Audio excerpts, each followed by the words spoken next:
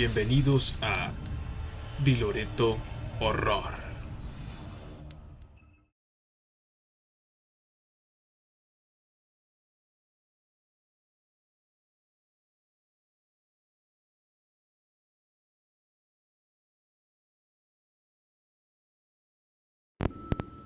Una app llamada El tiempo es dinero te da más que solo dinero.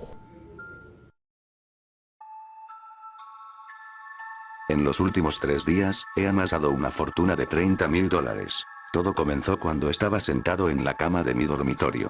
Mi mejor amigo, Alex, corrió hacia nuestra habitación emocionado, y dijo: «Oye, saca tu teléfono». Pensé que era una broma, pero hombre, acabo de hacer $300 en 10 minutos. Intrigado, le pregunté: «Espera, cálmate. ¿De qué estás hablando?».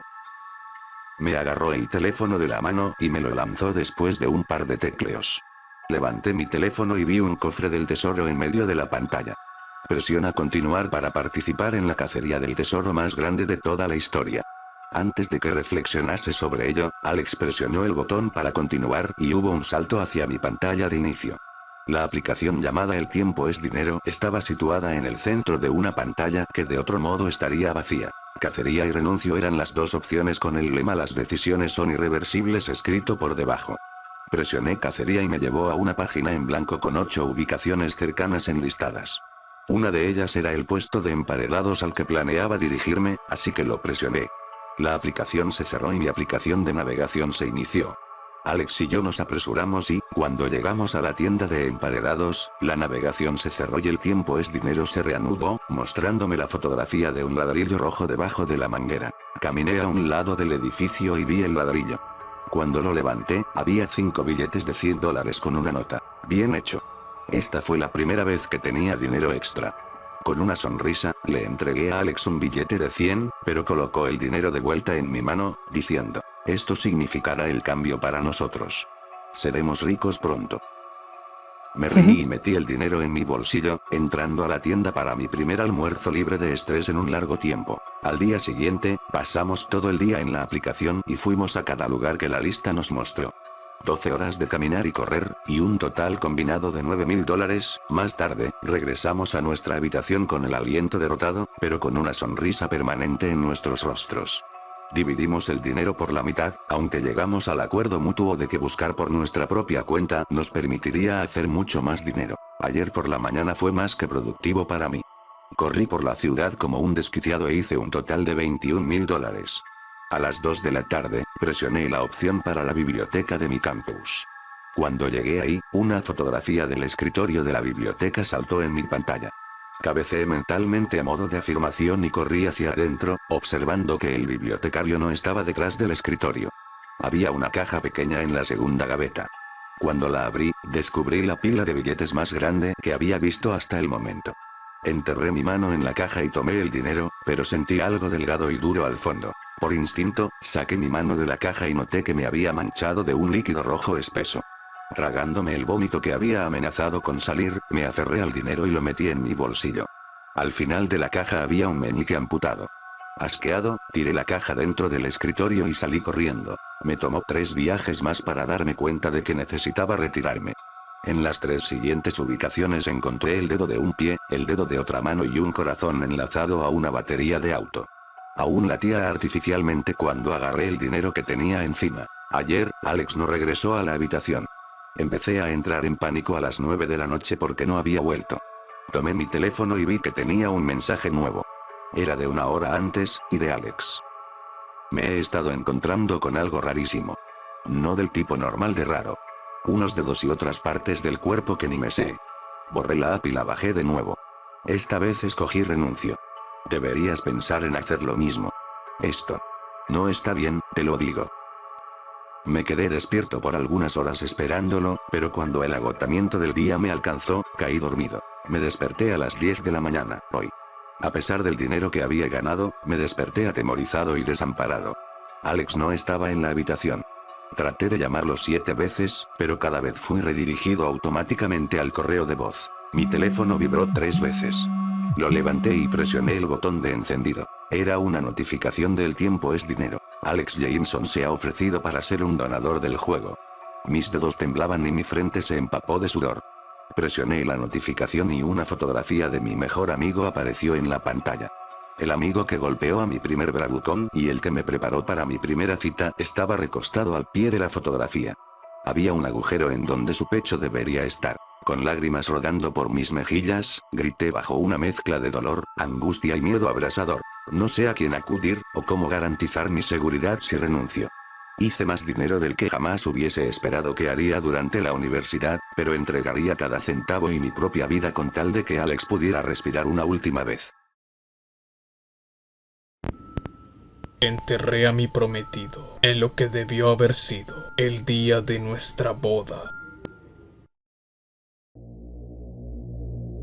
Enterré a mi prometido en lo que debió haber sido el día de nuestra boda. Fue asesinado en un accidente de atropello con fuga hace solo 3 días durante su trote nocturno. Me paré junto a su ataúd en mi vestido blanco, con mi cabello arreglado debajo de mi velo, mi buqué de flores aferrado a ambas manos, y sollocé. Mis padres me sostuvieron entre ambos y prácticamente me cargaron de vuelta al auto después del funeral, susurrando su simpatía y amor hacia mí. Pero no podían saber lo que estaba sintiendo.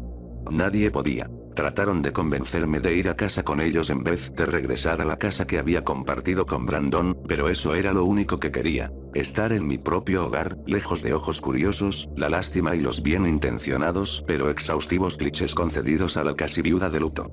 Mi mamá insistió en que al menos la dejara ayudarme a quitarme el vestido, así que me quedé ahí parada, observándola por el espejo mientras me despojaba de las últimas señales de un futuro que ahora yacía enterrado a 2 metros bajo tierra.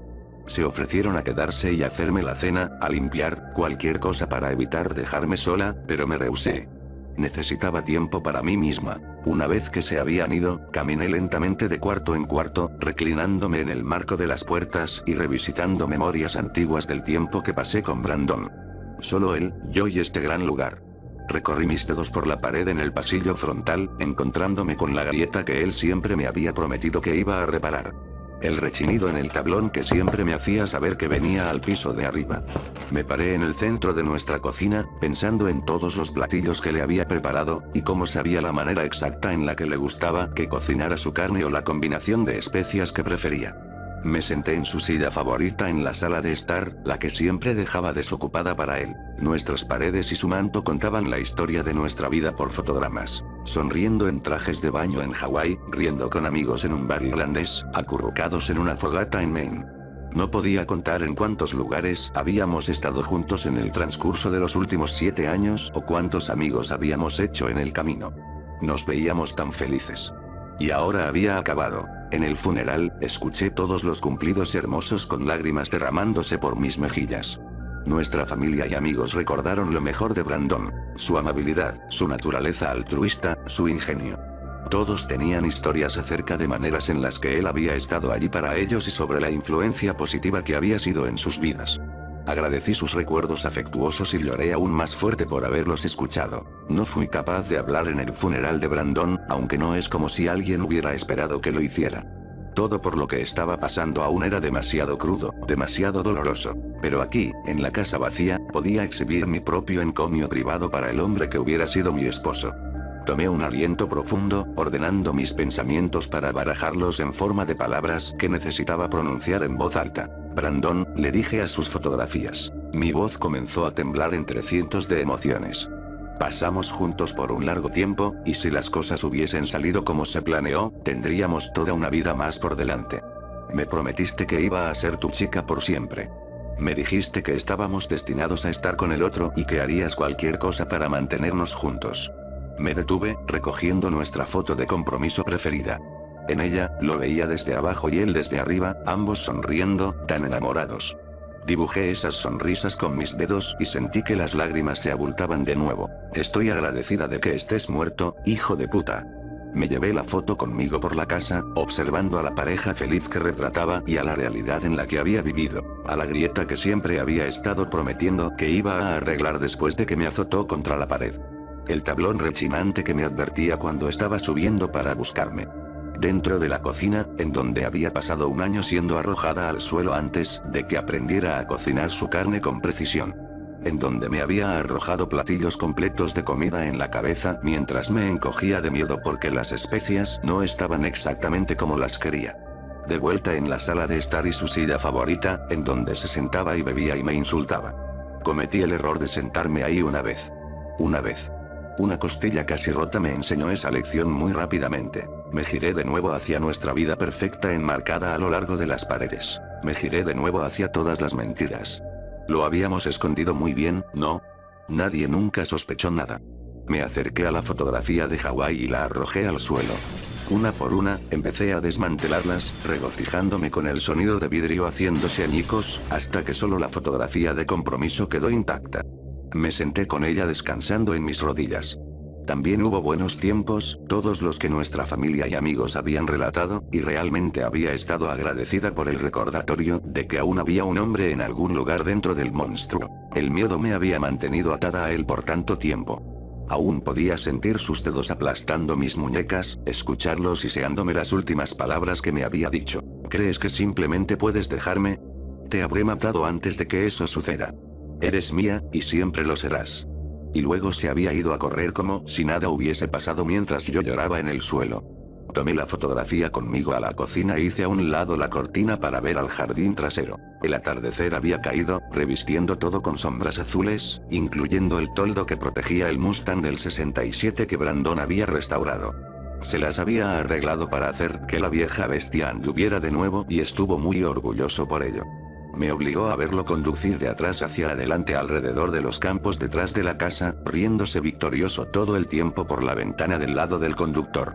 El cuerpo aún se veía como metal chatarra, pero sus interiores vibraban. Después de que se había ido a correr, salí a traer su auto. Fue un viaje incómodo y movido, el asiento roto enterraba resortes en mi espalda dolorosamente. Se tornó aún más movido cuando Brandon rodó por debajo de los neumáticos.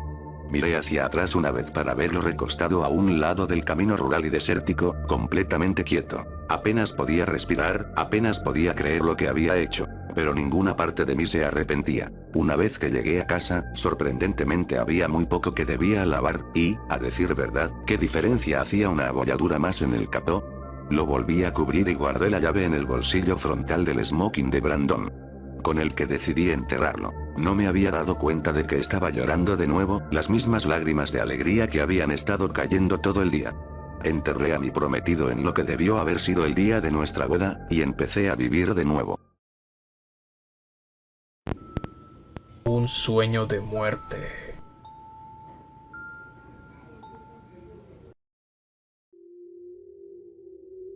Voy a morir hoy. Alcé la mirada de mi trabajo y me encontré con Colin parado frente a mi escritorio. Me estaba observando solemnemente, como si estuviera esperando una respuesta. Disculpa. Voy a morir hoy. Esperé haberlo escuchado mal. Al parecer, no fue así.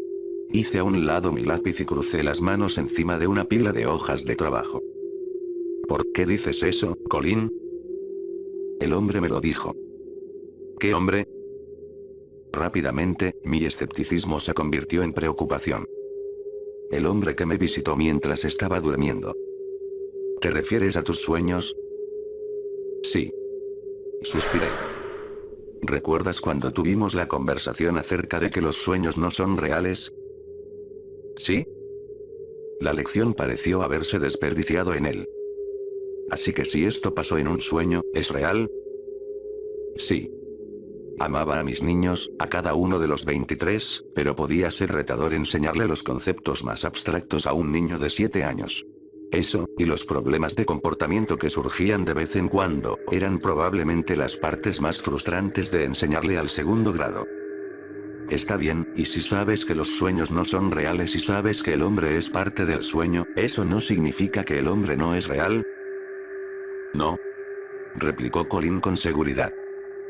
La lógica infantil era poderosa en él. Era real y me dijo que me iba a morir hoy. Nos hará cosas malas a todos nosotros. Colin, ¿esto tiene algo que ver con Nutters? Nutters, nuestro conejillo de indias que falleció recientemente, fue el primer contacto que muchos de los estudiantes habían tenido con la muerte. Habíamos pasado una buena porción del tiempo de una clase discutiendo la muerte y lo que significaba, y parecía que Colin fue afectado por todo ello. No era inusual que un niño pasara algún tiempo casi obsesionándose con la muerte en tanto se adaptaba a esta nueva y ciertamente aterradora noción de mortalidad, así que su reacción no era del todo inesperada. No. Ya sabes que puedes hablarme a mí o a cualquiera de los demás profesores si tienes alguna pregunta o estás preocupado. Bueno. ¿Te encuentras bien? Sí. Bueno, cariño. Muy bien. ¿Por qué no usas el resto del tiempo de silencio para terminar tus problemas de matemáticas? Asintió y regresó a su escritorio, el cual estaba unido a 5 más. Pobre chico. Pensé mientras volvía a mis calificaciones. Tuvo que haber sido un sueño malditamente realista. Pareció que Colin apenas se había sentado antes de que escuchara un gimoteo, señal indicadora de cataratas avecinándose. La niña pequeña a su lado, Anita, observaba su regazo con las manos enrolladas en forma de puños pequeños, y su rostro se contorsionaba en la mueca feroz de alguien que estaba tratando enérgicamente de no llorar. Sin querer atraer más atención hacia ella, me levanté y me dirigí a su conjunto de escritorios. Anita, dije, arrodillándome a un lado de su escritorio. ¿Qué pasa? Colin dice que todos nos vamos a morir, resopló. Igual que Nutters. Colin. Le di a Anita una palmada reconfortante mientras le fruncía el ceño al chico. Le dije que no es verdad. Dijo Raj, quien se sentaba frente a Anita. Porque los sueños no son verdad, ¿cierto? ¿Cierto? Concordé. ¿Ves? Dijo Raj de forma engreída. Anita continuó aguantándose las lágrimas, a pesar de mi consuelo de que solo había sido la imaginación de Colin, y la dejé ir a la esquina de actividades para que se calmara. Una vez que se había sentado con un libro para colorear, le pedí a Colin que saliera conmigo al pasillo. ¿Puedes decirme por qué le dijiste eso a Anita? Le pregunté severamente una vez que estábamos solos. Se encogió de hombros y miró a sus pies. ¿Entiendes por qué no debiste haber dicho eso? ¿Porque da miedo? Ajá. No está bien asustar a otros solo por una pesadilla. Pero... Hizo una pausa y jugó con la costura de su camisa. Pero no solo fue un sueño normal. Se sintió diferente. ¿Diferente cómo? No sé. Pues... Fui interrumpida por el sonido de alguien llorando ruidosamente desde adentro del salón de clases. Me apresuré de vuelta hacia un mar de niños llorando. Sus rostros estaban rojos, marcados por las lágrimas y el pavor. Cuando finalmente los apacigué lo suficiente como para descubrir qué estaba sucediendo, todos exclamaron alguna variación de "no quiero morir".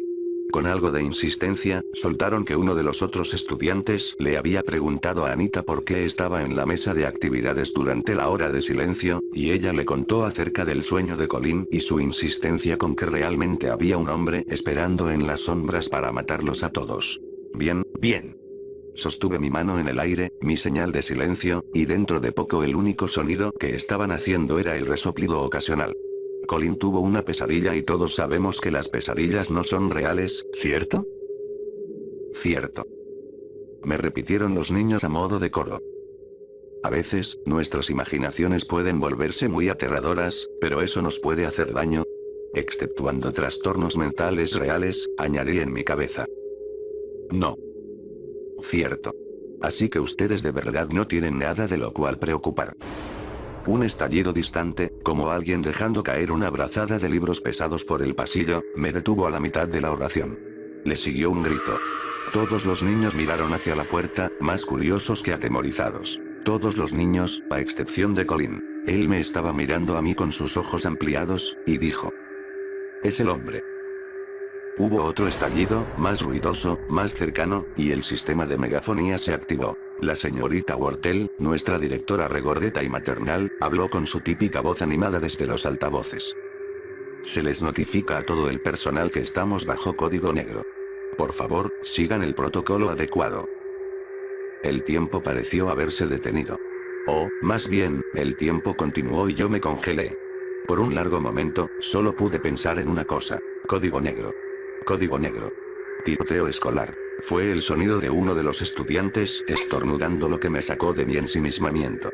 Todos me estaban viendo fijamente, esperando mi reacción para que pudieran determinar las suyas. Tan veloz y calmadamente como pude, caminé hacia la puerta, giré el seguro y apagué las luces.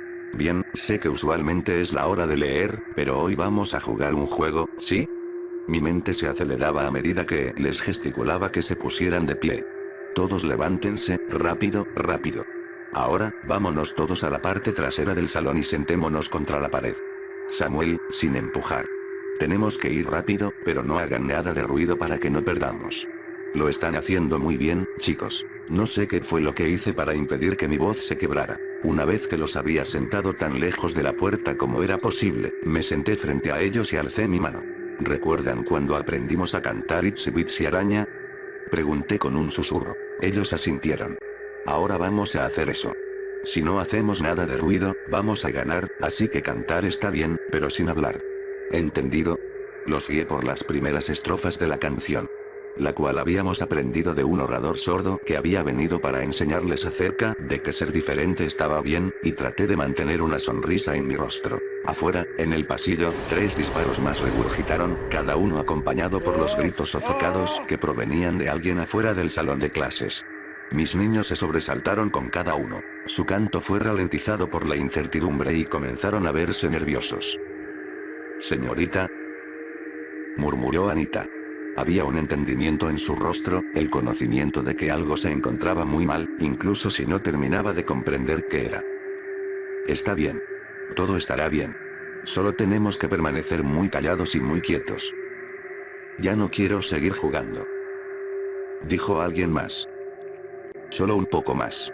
Puedes hacerlo». Era difícil sonar convincente cuando yo tampoco quería seguir jugando. El silencio tenso en nuestro salón de clases fue roto por el traqueteo de la manija de la puerta.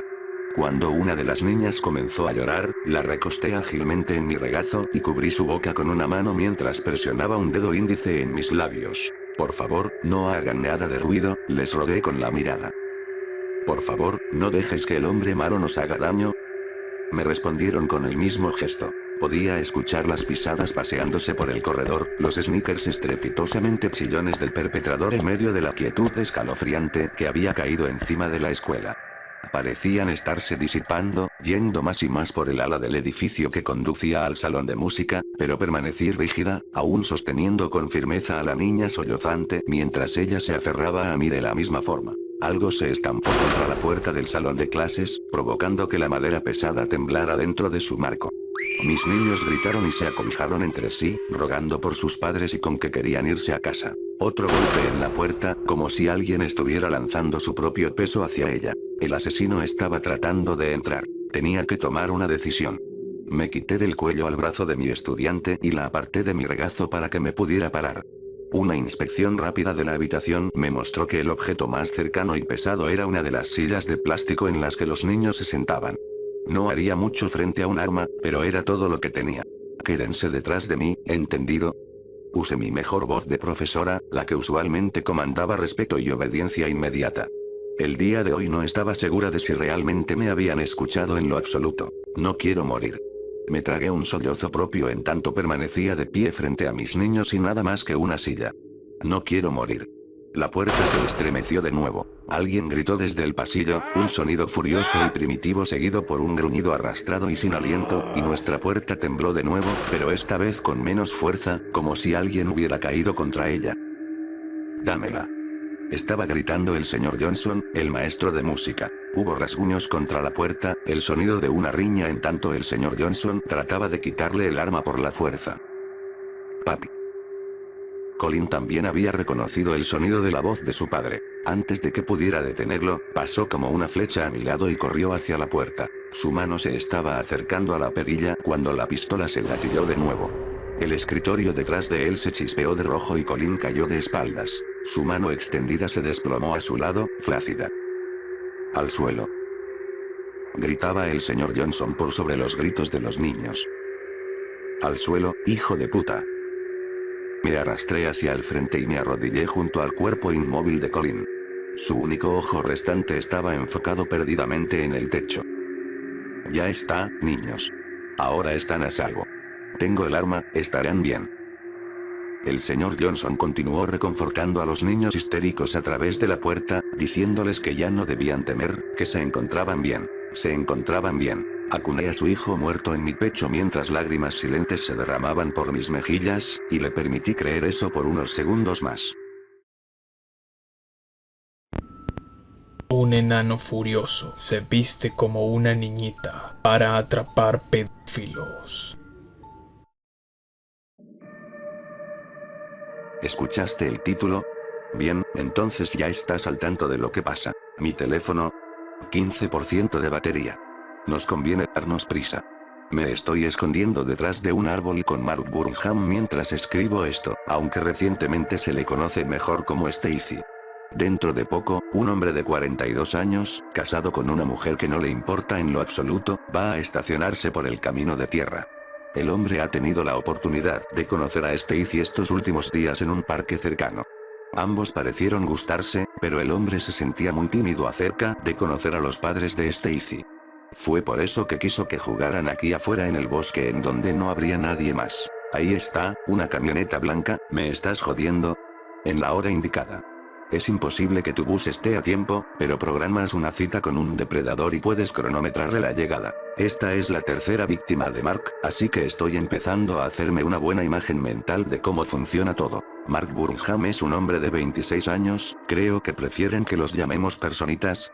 Sufre de un desorden hormonal, el cual causa enanismo proporcional, dejándolo con un 1,20 metros de estatura, pero asombrosamente normal en todo otro sentido.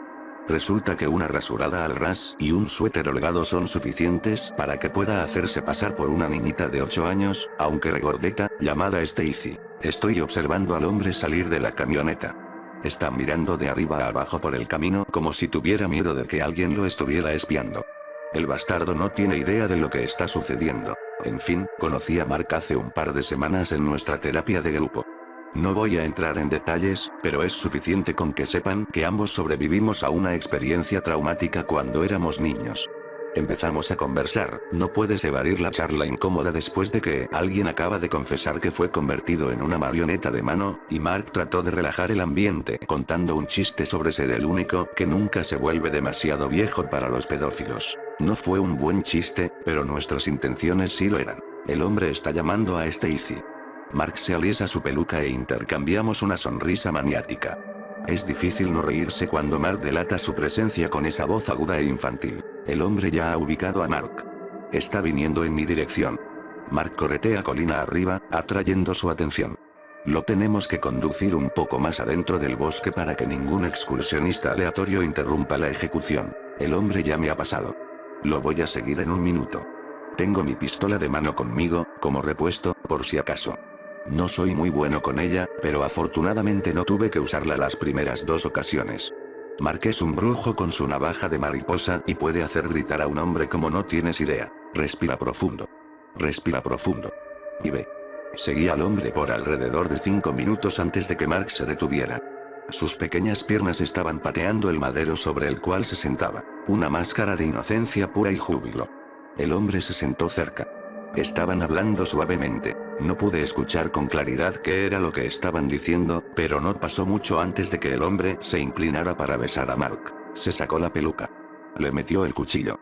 No sé cuál sucedió primero, pero estoy seguro de que ambos contribuyeron a la sorpresa estupefacta en el rostro del hombre. Salté desde atrás del árbol y nivelé mi arma. Mierda, dejé el seguro puesto, pero no importaba. Mark ya había desgarrado el rostro y manos del hombre una docena de veces. Esta vez el sujeto estuvo demasiado sorprendido como para siquiera gritar. Solo se quedó observando cómo Mark lo apuñaleaba entre los ojos, observando cómo la navaja se hundía en su estómago, observando cómo su garganta era desgarrada, observando, y luego sonriendo. Mark ya estaba colocando algo de distancia entre ambos. Solo estaba ahí parado, temblando por la euforía, inseguro de qué hacer después. El hombre se puso de pie y comenzó a sacudirse el polvo como si estuviera medianamente irritado por haber descubierto cabello de perro en su chaqueta. La sangre ya había dejado de fluir. Los cortes estaban sanando, los jirones de carne se estaban adhiriendo entre sí, convirtiéndose en costras que fueron absorbidas por la piel antes de desaparecer completamente. Eres una mentirosa, Stacy. Dijo el hombre. Su voz era terriblemente mansa. Dispárale. Gritó Mark. No me moví. ¿Dijiste que tenías 8 años? El hombre no me miró, solo dio otro paso hacia Mark. No pueden ser mayores de 8 años. Por la puta madre, ¿qué estás esperando? Apreté el gatillo, retrocediendo cuando el sonido partió el aire por la mitad. Hubo un golpe sonoro luego de que la bala se incrustara en un árbol. El hombre todavía ni siquiera se volteó en mi dirección. Impulsó su mano y agarró a Mark del cuello. Disparé de nuevo, pero ni siquiera estuve cerca porque tenía miedo de pegarle a Mark. El hombre hizo a Mark en el aire, moviéndolo violentamente en mi dirección como un escudo. Los bracitos de Mark estaban forcejeando inútilmente contra el agarre implacable. Sus piernas revoloteando transformaron el aire adyacente en una agitación de energía desesperada. Dispárale. Dispárame. No me importa, solo haz algo. Sí hice algo, observé. E incluso eso fue más de lo que pude soportar. El pecho del hombre explotó hacia afuera, ensanchando sus costillas como si fueran muchos dientes blancos gigantes. Su cabeza estaba tan torcida hacia atrás que su espina dorsal se abultaba contra su cuello. Su cuerpo entero se estaba arqueando para darle espacio a las mandíbulas imposibles. Mark alcanzó a conectar un par de golpes más, pero la abominación engulló el cuerpo entero del enano con su enorme cavidad pectoral. Sus costillas se cerraron de golpe más rápido que el ataque de una serpiente. La abertura horrenda, que señalaba en donde la piel se había separado, ya se estaba disipando.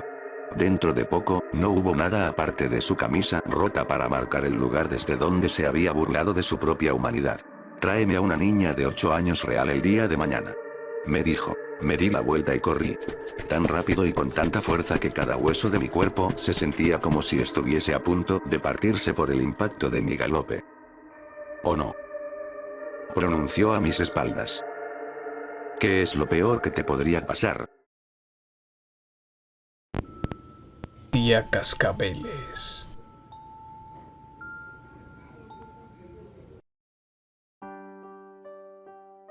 Tía Cascabeles en realidad no era mi tía, ni la tía de nadie, de hecho.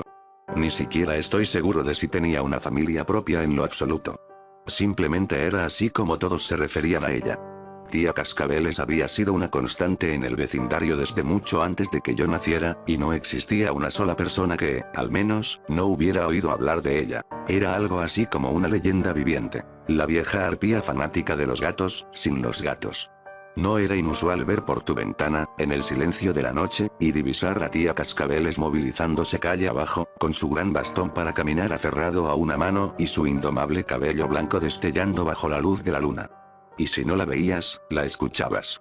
Tía Cascabeles obtuvo su nombre por los brazaletes que usaba en ambas muñecas. Tiras de cordel que atravesaban un número incontable de cascabeles diminutos que tintineaban con cada uno de sus movimientos. La primera vez que la vi, aún era una niña pequeña. Mi familia se acababa de mudar al vecindario y yo estaba jugando en nuestro patio frontal mientras mi mamá desempacaba en el interior. El sonido, tan gentil y cautivador, no se equiparaba a su fuente. Cuando alcé la mirada, me hallé observando a lo que solo podía ser una bruja malvada de mis cuentos de hadas. Vestida con harapos pesados y negros, tenía ojos pequeños, redondos y brillantes, y una nariz torcida. La tía Cascabeles se había quedado quieta al pie de nuestra acera y solo me estaba observando. Cualquier expresión se perdía en las arrugas marcadas de su rostro. Con la certeza total de alguien que está a punto de ser atraído hacia una casa de jengibre y devorada, empecé a llorar, lo cual inmediatamente convocó a mi madre afuera de la casa. Para cuando me había alcanzado, la tía Cascabeles se había marchado más adelante por el camino. Esa noche, cuando escuché el tintineo de cascabeles a través de mi ventana abierta, me eché la sábana por encima de la cabeza y mantuve mis ojos apretados hasta que la percusión se disipó en la distancia. Tuvimos nuestra primera presentación formal con tía Cascabeles en la fiesta del vecindario una semana más tarde.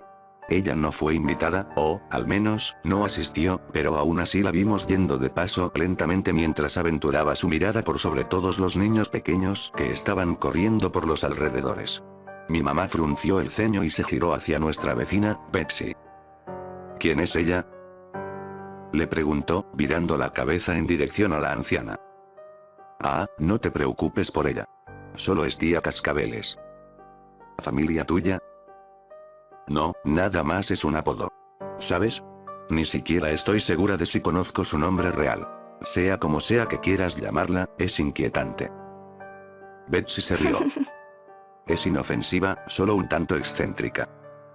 No me gusta cómo está viendo a los niños. Nunca hemos tenido un problema con ella. Mi mamá hizo un sonido de disgusto desde el reverso de su garganta y me alejó de la línea de visión de tía Cascabeles. A pesar del disgusto inicial de mi mamá, tía Cascabeles en realidad nunca causó ningún tipo de problema. Y aunque tomó un tiempo para que superara su perturbación inicial con ella, nunca nos molestó y nos acostumbramos a verla por los alrededores a todas horas. Conforme crecía, incluso empecé a sentir lástima por ella. Ahí estaba esa mujer anciana que nunca pareció haber tenido ningún amigo o familia que cuidara de ella y solo se la pasaba vagando por el mismo vecindario en el que aparentemente había vivido toda su vida. Después de verla yendo de paso una mañana y de haber recibido una punzada de soledad de segunda mano, crucé la calle para decirle hola a Ellen, nuestra amorosa y energética vecina anciana que estaba arrodillada en su jardín. Buenos días, señora Ellen. Hola, Paula. ¿Estás bien? Sí. Dije, y luego titubeé. Ellen hizo un esfuerzo para sentarse sobre sus talones y echó su gran sombrero de ala amplia hacia atrás, expectante. Usted ha estado aquí por mucho tiempo, ¿no es así, señora Ellen? Claro, ya casi van los 45 años, probablemente. ¿Y tía Cascabeles? ¿Ella ha estado aquí por incluso más tiempo? Ante la mención de tía Cascabeles, la calidez se disipó, aunque ligeramente, del rostro redondo de Ellen. Sí. ¿Y cómo es que usted y ella no son amigas? Le pregunté directamente. Ambas han vivido aquí por tanto tiempo. ¿No deberían ser amigas? Simplemente no sucedió nunca, supongo. Ella se ve tan solitaria. Bueno, sí, eso pasa a veces cuando envejeces. Algo en su tono de voz me hizo saber que la conversación había terminado. Después de eso, asumí el tratar de ser más amistosa con tía Cascabeles.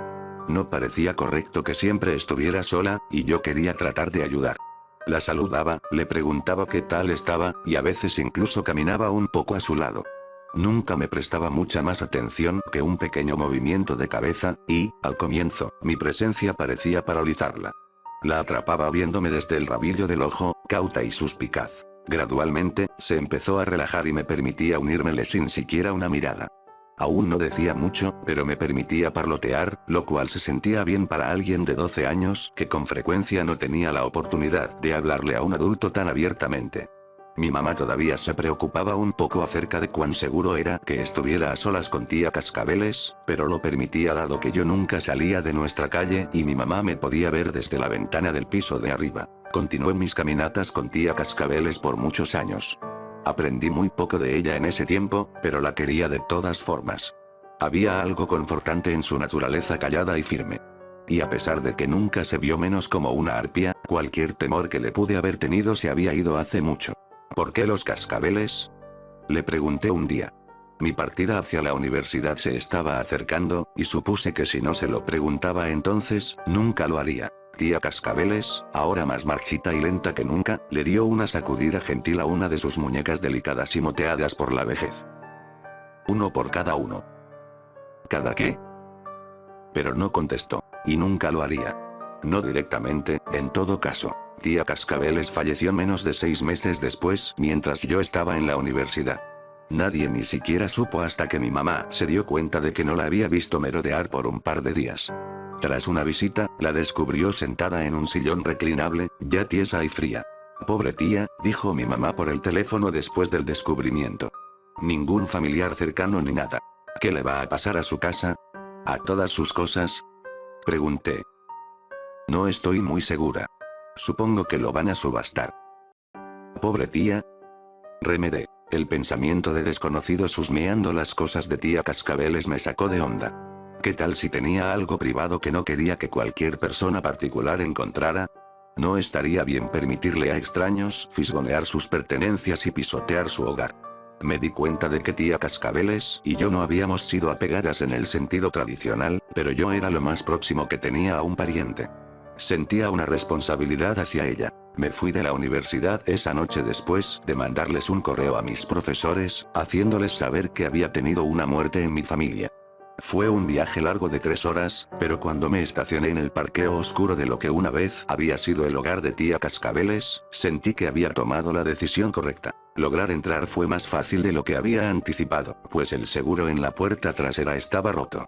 El hogar de tía Cascabeles estaba tan viejo y fatigado como ella lo había estado. Años de mantenimiento pobre lo habían dejado hundido y podrido en cantidad de lugares. Nunca antes me había encontrado tan cerca de él y nunca había comprendido cuán profundamente se extendía el deterioro. Incluso el saber que ella había estado viviendo en condiciones menos que ideales no me había preparado para esto. El olor no era como nada que hubiera experimentado antes. Una peste pútrida y empalagosa que se incrustó por sí sola en mis fosas nasales. Comprendí que era muerte, y basura, y deterioro. Me atraganté, pero coloqué un brazo encima de mi nariz y seguí adelante. Con mi teléfono suspendido a manera de linterna, seleccioné el camino cuidadosamente a través de la cocina, esquivando montículos de basura y chatarra.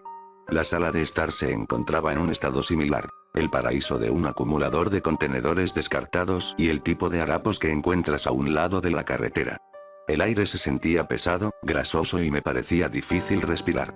Por Dios, tía, dije y mi voz fue tragada por la oscuridad y la mugre. A donde sea que fuera, era más de lo mismo, hasta que comencé a pensar que realmente no había nada que tía Cascabeles había atesorado. Su habitación, el baño, la pequeña sala de huéspedes. Todo contaba lo mismo, el cuento triste de una mujer poco saludable que le había permitido a su enfermedad mental dirigir su vida. Hasta que llegué al ático. Dejé caer la escalera, parcialmente esperando a ser deglutida por una ducha de basura, pero solo me condujo hacia oscuridad silente. Con un respiro profundo del que me arrepentí enseguida, subí y asomé mi cabeza en el cuarto pequeño. Para mi asombro, estaba impecablemente ordenado. Terminé de ascender y alumbré con mi luz bajo algo de confusión. Pensé que quizá había estado demasiado anciana como para subir la escalera, y el ático se había salvado de su pestilencia, pero no había nada de polvo ahí arriba, ninguna telaraña o residuos de animales. Era el único cuarto limpio de la casa. También era el más inquietante. Había estantes alineados en cada pared, y, encima de cada uno, yacían filas de muñecas. Cocidas a mano, con ojos de botones grandes y hebras de cabello ásperas. Me observaban desde cada centímetro del espacio abierto en las paredes. Con los latidos de mi corazón acrecentándose, me aproximé lentamente a la muñeca más cercana y me incliné para poder darle un buen vistazo. A pesar de que estaba hecho de materiales rugosos y crudos, las costuras habían sido ubicadas tan nítidamente, tan amorosamente, que sabía que tía Cascabeles las había hecho a mano. Una etiqueta pequeña atada a su pierna decía, Niña Lil, 1943. La siguiente muñeca tenía una etiqueta similar, Niño Flanagan, 1943.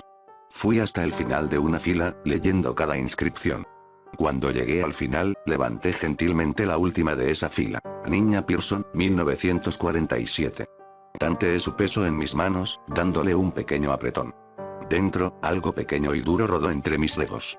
Empecé a jalar una de esas costuras elaboradas cuidadosamente, hasta que se soltó y la muñeca se abrió. Envuelto en su estómago, medianamente oscurecido por un trozo de algodón, había un cráneo diminuto. Grité y dejé caer la muñeca.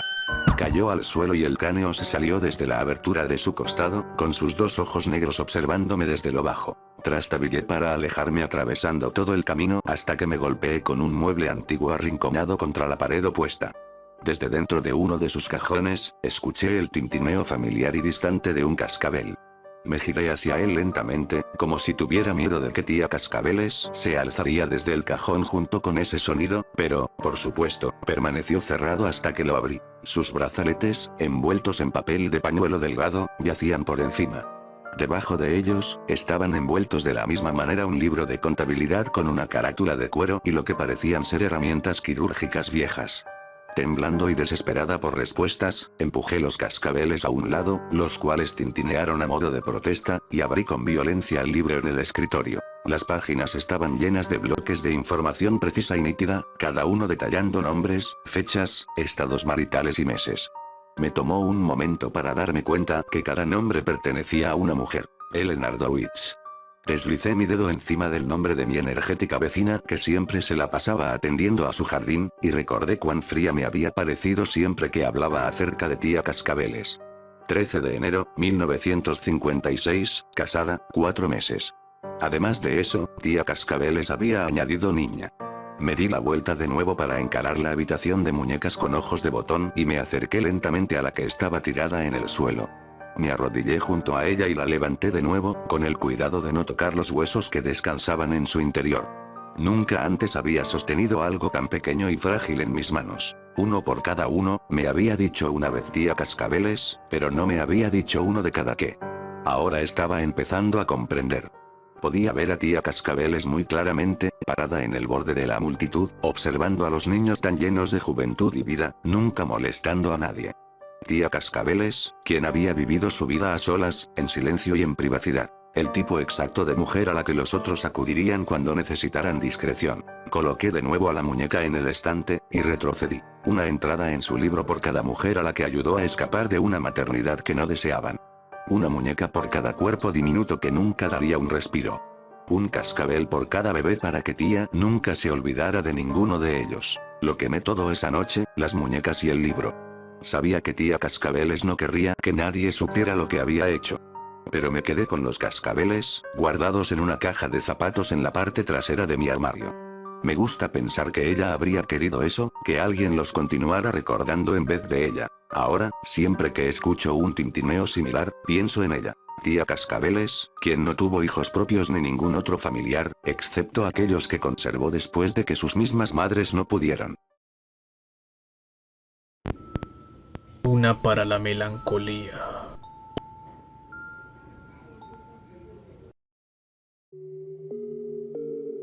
Algunas lecciones se aprenden por las malas. Sin importar cuántas advertencias recibas, sin importar cuántas veces te digan que no, tienes que quemarte antes de darte cuenta de que quizá mamá sabía de lo que hablaba cuando te dijo que el fuego es caliente. La mayoría de los niños caerán en cuenta después de uno, o quizá dos, tropiezos y ajustarán su comportamiento. Pero Graham era una mierdecilla. Fue un buscapleitos desde que salió del vientre. Casi asesinó a mi hermana en el parto. Para ser justa, casi se mató a sí mismo también, pero mientras se recuperaban, el daño emocional que causó en Patty no era algo de lo que alguna vez se iba a poder recuperar. En su mente, casi perder a su pequeño niño bebé lo transformó en una criatura eternamente frágil que requería atención y devoción constantes. No se percató de sus dos hijas mayores que perdieron el amor de su madre o la manera en la que su favoritismo las alienaba de su hermano. Patty solo tenía ojos para Graham. Fue lo mismo a lo largo de su escuela primaria hasta la escuela secundaria. El resultado, como uno podría adivinar, fue un niño de mami obstinado con una cualidad de engreimiento igual de ancha que de larga. Tratar de hacer que siguiera las reglas era un dolor de cabeza, observarlo maltratar a sus hermanas era un dolor de cabeza.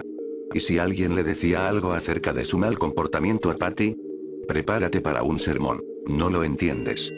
Chillaba. Graham no tuvo la intención de hacer nada malo. Quizás sus hermanas empezaron.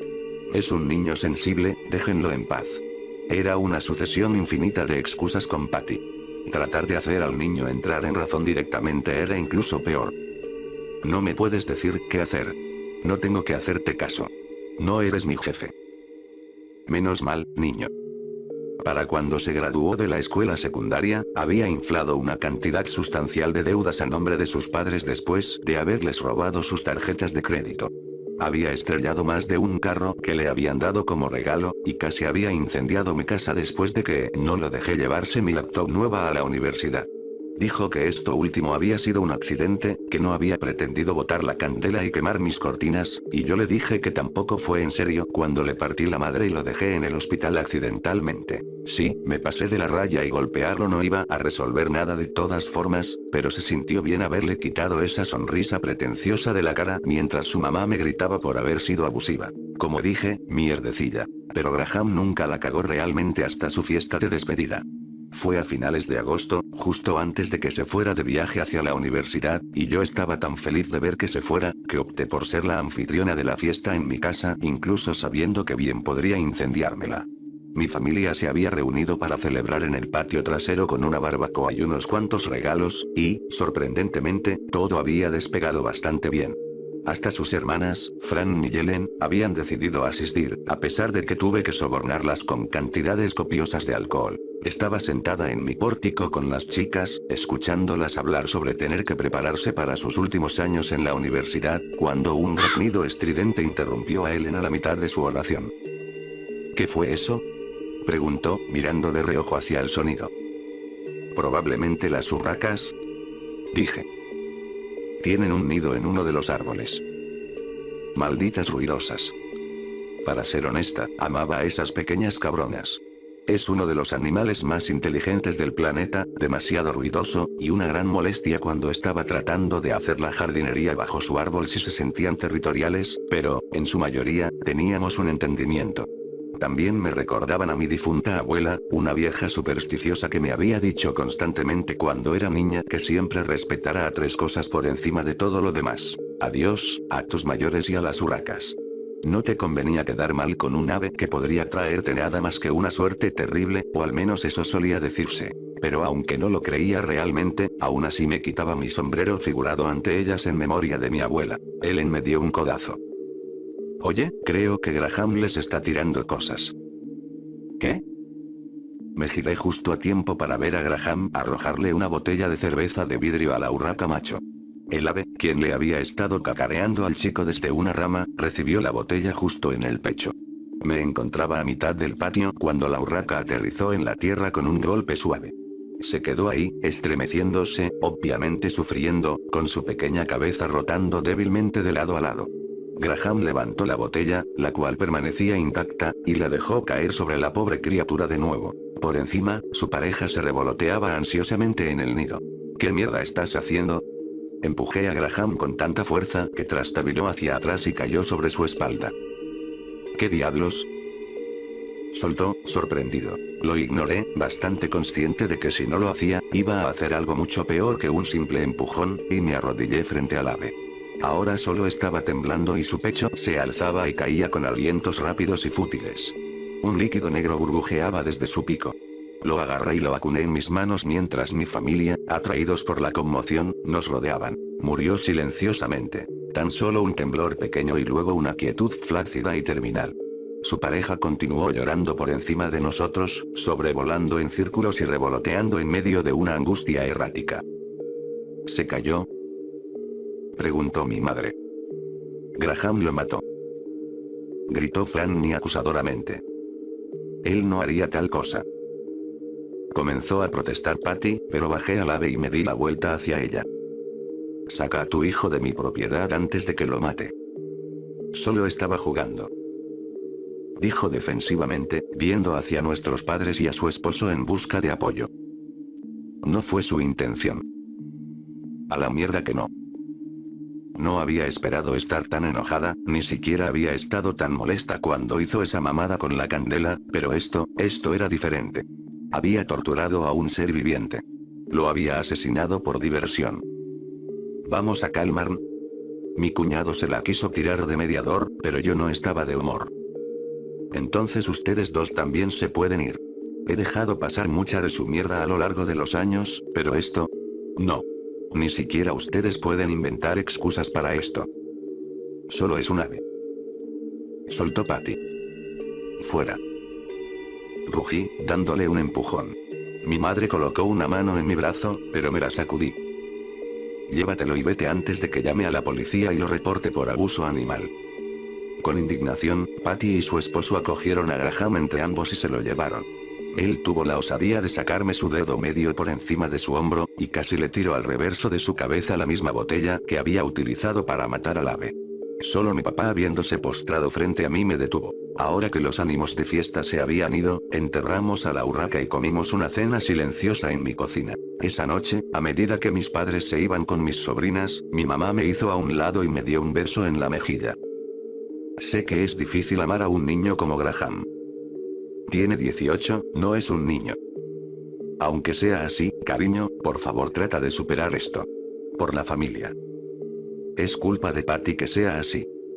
Mi mamá suspiró y asintió. Lo sé, pero amenazarlo no ayudará en nada. ¿Entonces qué? No lo sé. Desearía que lo supiera. Odio verlas pelear, sonrió. Pero se veía cansada y fatigada.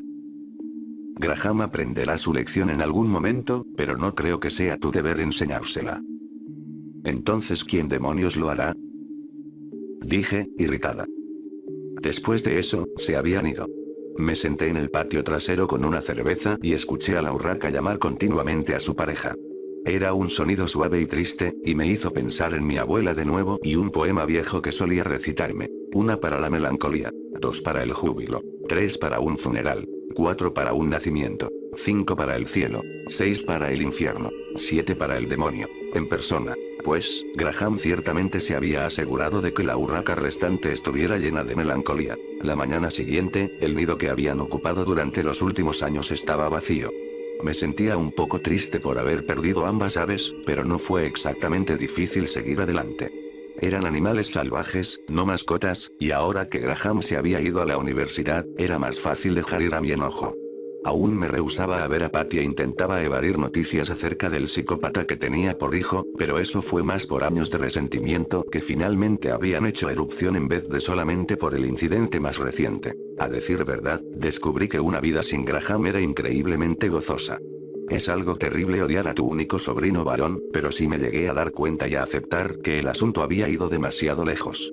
Quizá nos íbamos a reconciliar un día, pero no planeaba que eso sucediera en el futuro cercano. Desafortunadamente, incluso ignorar su existencia no significó que me encontraría completamente a oscuras acerca de su paradero.